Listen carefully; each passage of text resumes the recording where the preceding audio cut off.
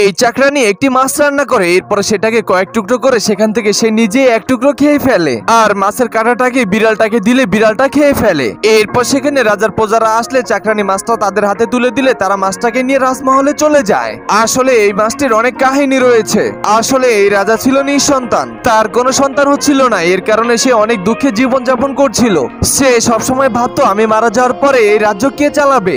একদিন এক বেদের পরিবার তাদের রাজপ্রাসাদের সামনে গান বলে যাচ্ছিল, তখনই রানী অনেকগুলো খাবার নিয়ে এসে তাদের খেতে দেয়। তারা খাবারগুলো খেয়ে অনেক খুশি হয়ে যায়, যার কারণে বেদের মহিলাটি রানীর হাত দেখে বলে তুমি যদি এই মাছটি এনে খেতে পারো তাহলে তোমার বাচ্চা হবে। এই কথা শোনা মাত্রই রানী অনেক খুশি হয়ে সেখান থেকে দৌড় দিয়ে রাজার কাছে যে সব কথা খুলে বলে, কিন্তু রাজা তার এই কথা কোনো মতেই বিশ্বাস করে না, যার কারণে রানী সকালে দুপুরে রাতে তাকে বোঝানোর অনেক চেষ্টা করে।